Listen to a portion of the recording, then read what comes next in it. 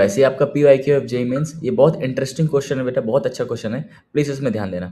ए NaOH और hydrolysis, basic medium पे hydrolysis से बी बनता है, ETOH H2SO4 हीट से सी बनता है। Okay, A show positive Lassaigne test for nitrogen and its molar mass is 121। B gives effervescence with aqueous NaHCO3। C gives a fruity smell. और A B C को identify करने बोले।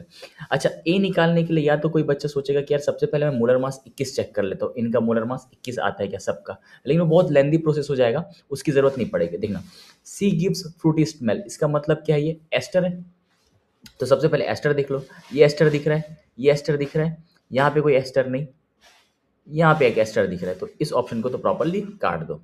Right, अब बचता क्या है, अब बचता क्या है आपके पास, ठीक है, यहाँ पे देखना ETOH H2SO4 और हीट, आपने सिर्फ एक ही रिएक्शन पढ़ी है, एस्ट्रिफिकेशन रिएक्शन, कार्बोक्सिलिक एसिड की reaction ethanol in the presence of H plus heat, ये एस्टर बनता है। तो बी आपको पता चल गया क्या है, कार्बोक्सिलिक एसिड है। और आपको पता है ये एफोर्समेंस विद एक्वस NaHCO3 बिल्कुल देगा बेटा। बट कार्बोक्सिलिक एसिड कैसे निकालोगे आप, ये कार्बोक्सिलिक एसिड है, ये कार्बोक्सिलिक एसिड है, क्या यहाँ पे कार्बोक्सिलिक एसिड है, नहीं है, वो तो पहले काट दिया अपन ने। यहाँ पे कार्बोक्सिलिक एसिड है, हाँ यहाँ पे तो कार्बोक्सिलिक एसिड है। राइट, लेकिन बेटा एक बार बताओ, ठीक है, ये कार्बोक्सिलिक एसिड है और ये क्या है तुम्हारे पास, NH2 है। ठीक है, ओके फाइन। अब ए की बात करते हैं, ए की रिएक्शन, ए की अपन NaOH और H3O प्लस, मतलब बेसिक मीडियम पे आप क्या कर रहे हो, हाइड्रोलिसिस कर रहे हो, तो कार्बोक्सिलिक एसिड, क्या आपने पढ़ रखा है बेटा, अमाइड की हाइड्रोलिसिस से कार्बोक्सिलिक एसिड बनते हैं।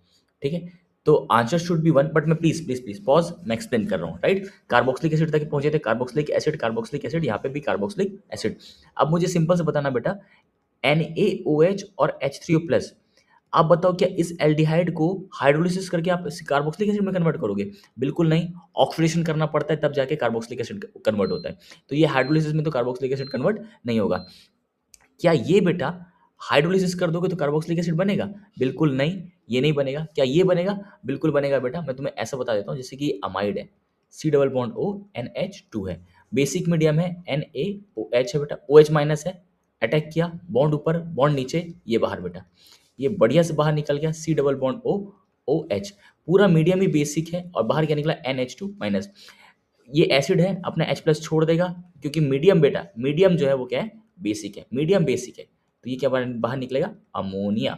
अब फर्दर अपन आप इसमें क्या कर रहे हो, H3O प्लस डाल रहे हो, तो H3O प्लस से क्या ले सकता है, ये H प्लस तो ले ही सकता है, तो आपका क्या बन जाएगा, कार्बोक्सिलिक एसिड। तो होपफुली आपको समझ में आ गया होगा कि ऑप्शन शुड बी ए।